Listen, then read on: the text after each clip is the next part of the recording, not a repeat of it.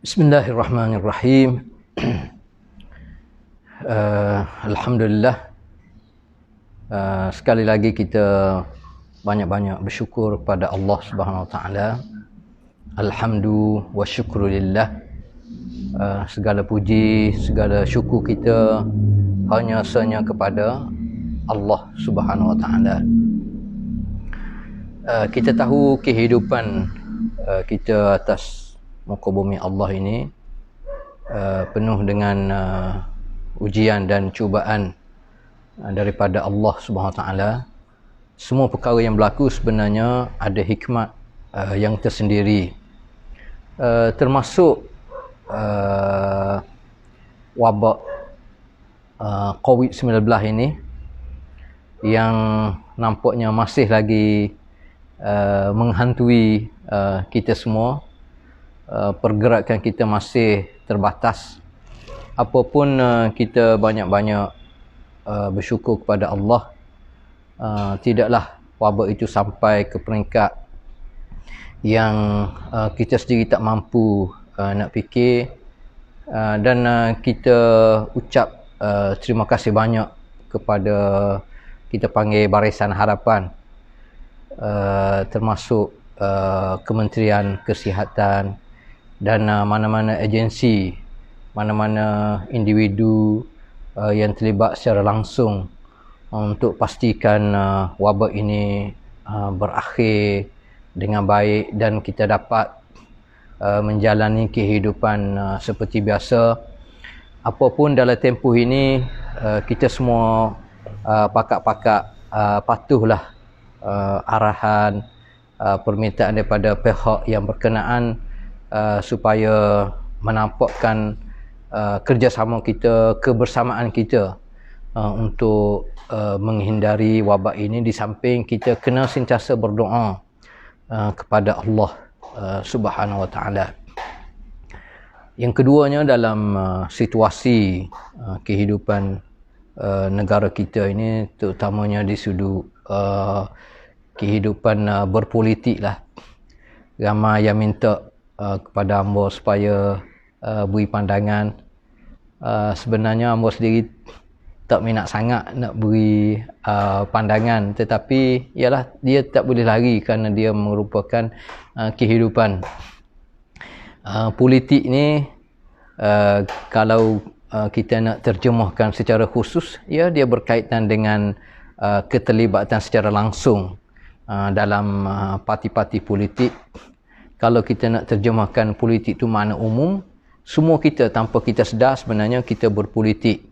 Macam mana kita nak memilih kerjaya, macam mana kita nak memilih tempat kerja, macam mana kita nak memilih bentuk kehidupan kita, semua berkait dengan politik.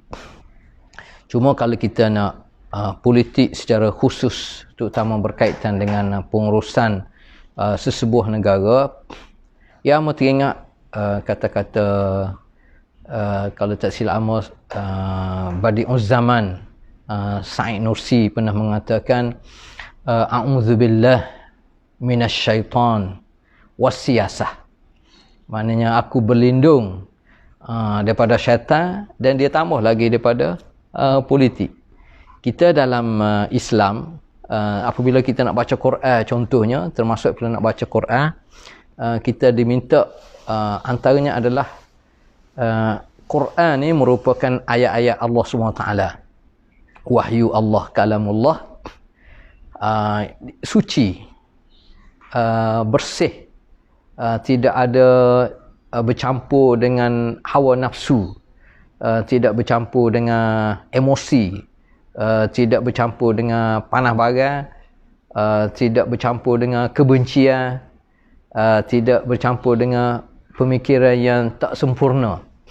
Kalam Allah ni semua sekali sempurna, suci, dan dia merupakan mukjizat, dan dalam masa sama dia merupakan penawar hidayah kepada kehidupan kita keseluruhan di dunia ini, lebih-lebih lagi di akhirat.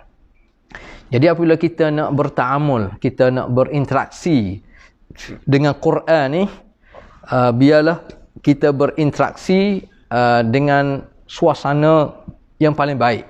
Sama ada fizikal kita bersedia, akal kita bersedia, emosi kita, hati jiwa kita juga bersedia.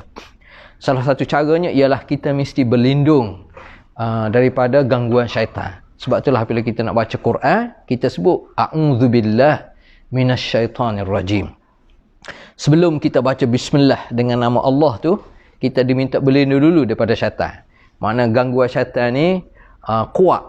Gangguan syaitan ni besar. Dia boleh mengganggu fokus kita kepada apa yang kita nak ambil hikmat, makna-makna, maslahat, kebaikan, manfaat yang kita akan perolehi daripada bacaan, daripada tadabbur kita terhadap ayat-ayat Allah Subhanahu Wa Taala.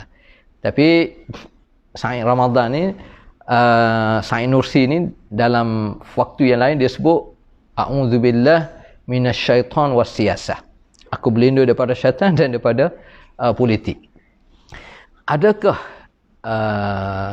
Said Nursi ni tidak memahami kepentingan berpolitik, terutamanya bagi orang Islam? Lah, jauh sekali. Dia faham. Cuma kita kena faham apa maksud dia. Kerana politik ni sebenarnya kalau kita perhati, dia berkait dengan kuasa. Dia berkait dengan pengaruh. Dia berkait dengan kemampuan untuk menghimpunkan segala kenikmatan hidup, kemewahan, harta kekayaan kalau disilap guna. Dan kebanyakan manusia atas dunia ni kalau kita perhati, dunia ni jadi rusak. Ya, semuanya takdir Allah Ta'ala, tapi dia ada sebab musabab dia. Antara faktor sebab musabab ialah apabila zahirnya fasad, kerosakan ni kerana dunia ni diurus oleh manusia yang tidak bertanggungjawab. Manusia yang tidak fikir tentang maslahat umum. Dia fikir tentang maslahat khusus, maslahat peribadi dia dan kelompok tertentu. Menyebabkan dunia ni pada umumnya kita tengok, manusia tengok dalam keadaan huru-hara, tidak stabil. Ramai manusia yang mati kebulugan, ramai manusia yang dizalimi, ramai manusia yang dipenjara tanpa tuduhan yang berasaskan apa? Kerana dunia ini dikuasai, negara ini diperintah oleh mereka yang tidak ada prinsip sebenarnya. Itu yang dimaksudkan oleh Said Nursi. Apapun kita juga faham bahawasanya politik ini penting kerana dia berkait dengan pengaruh, dia berkait dengan kuasa, dan apabila kita sebut berkait dengan pengaruh dan kuasa, dia penting untuk kita pastikan prinsip ini dapat kita laksanakan dalam urusan sesebuah negara. Sebagaimana kita sebut tadi ayat Quran, wa tammat kalimatu rabbika sidqan wa adla. Dua elemen penting ini sangat penting. Dua sifat ini berkait dengan as-sidq, berkait dengan al-adl. As-sidq terutamanya pada pemimpin. Kalau pemimpin tu dia sebut tanpa mengira daripada kelompok mana, ya pentingnya apabila sebut dia ni pemimpin daripada pelbagai tahap, mula-mula sekali dia mesti benar pada diri dia. As-sidq, dia kena benar. Dia mesti kata apa yang dia kata. Ini penting bagi seorang pemimpin. Kalau dia sebut dia berjuang untuk rakyat, dia berjuang untuk negara, dia berjuang untuk kebaikan keseluruhan, dia kena buktikan ucapan dia tu dalam kehidupan harian dia. Dia tak boleh dia sebut dia berjuang untuk rakyat, tetapi dalam masa yang sama nampak kehidupan dia tu hidup gaya mewah. Cara berpakaian dia, kenderaan-kenderaan yang dia miliki, rumah-rumah yang terlalu banyak, yang terlalu besar, aset dia, duit akaun dalam bank dia siapa beratus-ratus juta, siapa bilion. Jadi macam mana kita nak terima hakikat dia kata dia berjuang untuk rakyat, dia berjuang untuk negara. Tidak ada sidq. Jadi pemimpin ini pemimpin yang tidak layak. Sama ada kita kenal dia, sama ada dia ni kaum kerabat kita, sama ada kita tidak kenal ataupun tidak kenal, pemimpin macam ni tak kira siapa, kita kena tolak. Kerana tidak ada sifat as-sidq. Yang kedua, dia berkait dengan al-adl, berkait dengan keadilan. Seorang pemimpin, gabungan beberapa orang pemimpin, mungkin dia boleh perintah sesebuah negara, sesebuah kerajaan contohnya, dia mesti adil. Apabila sebut pemimpin, apabila sebut kerajaan, tugas utama dia adalah melaksanakan keadilan. Apabila sebut kerajaan, dia berkait dengan rakyat. Kerajaan dan pemimpin ni bukan dia fikir untuk diri dia dan kelompok dia saja. Bukan dia fikir macam mana untuk pastikan dia ni kekal berkuasa dan kelompok dia kekal berkuasa. Tetapi apabila sebut pemimpin, sebut sesebuah kerajaan, sebenarnya dan semua rakyat faham sekarang ni, tidak sebagaimana di zaman 40-an, 70-an dulu, ramai rakyat tidak mendapat maklumat dan ilmu yang secukup. Sekarang ni di zaman moden, kita kata sekarang ni, maknanya maklumat tu terlalu mudah untuk dicapai. Hanya dengan petik je orang boleh tahu maklumat. Orang kampung biasa pun tahu maklumat dengan begitu cepat. Jadi kita tak boleh nak menipu rakyat. Jadi kalau kita seorang pemimpin, kita menguasai sesebuah kerajaan, kita mesti faham bahawasanya kita pegang kerajaan ni, kita jadi pemimpin ni adalah untuk maslahat kebaikan rakyat. Macam mana rakyat boleh terima kita ni berjuang untuk rakyat kalau rakyat kebanyakannya hidup dalam keadaan susah? Pekerjaan tak ada, contohnya barang-barang harga sentiasa naik, kemudahan asas tidak diperolehi dengan baik. Sedangkan tanggungjawab sesebuah kerajaan ni dia berkait dengan mesti menyediakan prasarana asas untuk rakyat, memberi kebajikan, memberi keadilan kepada rakyat. Maknanya di sudut pendidikan contohnya, di sudut kesihatan contohnya, di sudut peluang pekerjaan contohnya, di sudut tempat tinggal. Ini benda asas. Semua manusia, semua rakyat ni, tak kira agama, tak kira bangsa, tak kira keturunan, tak kira siapa pun sebenarnya, dia layak dan dia berhak untuk mendapat kemudahan asas ni. Kalau sebuah kerajaan tu duk fikir macam mana nak jaga kroni dia saja, macam mana nak jaga kepentingan individu tertentu sahaja, macam mana nak ambil peluang daripada kuasa yang ada untuk mengauk kekayaan negara, jadi macam mana dia boleh fikir untuk rakyat? Tak mungkin. Dia mungkin boleh bagi bantuan, bagi 100, bagi 1000 pada rakyat, tapi dia ambil 100,000, dia ambil 100 juta. Ini pemimpin yang tidak adil, pemimpin yang zalim, tidak memenuhi kehendak Allah SWT melalui ayat wa tammat kalimatu rabbika sidqan wa adlan. Dan tindak tanduk seorang pemimpin ni, dia mesti menjadi contoh teladan yang baik. Maknanya pemimpin yang jujur, pemimpin yang benar, pemimpin yang berintegriti, dia mesti menyokong keadilan, mesti menyokong kebenaran, mesti berpegang pada prinsip, walaupun dia akan berdepan dengan ujian, berdepan dengan berbagai bentuk cabaran.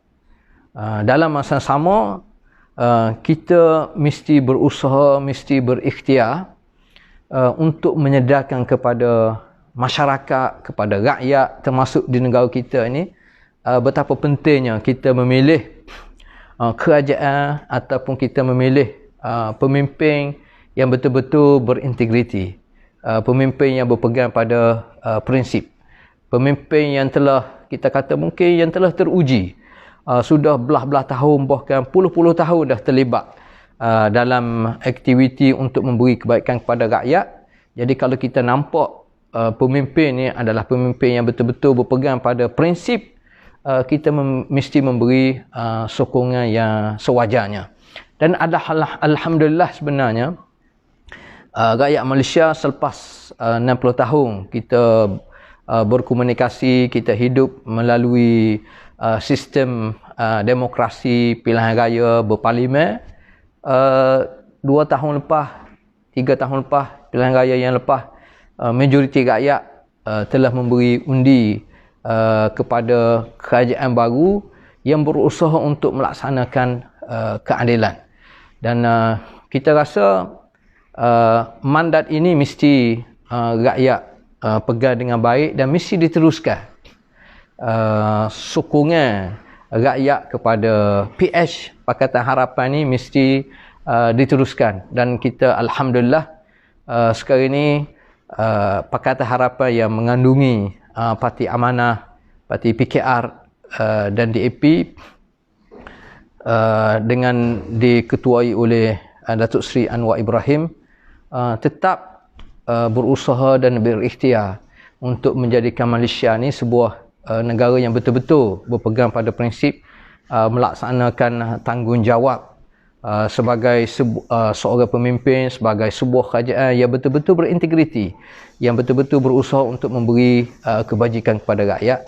Jadi saya merasa peluang itu harus terus diberikan kepada PH untuk mengemudi negara kita yang tercinta, Malaysia.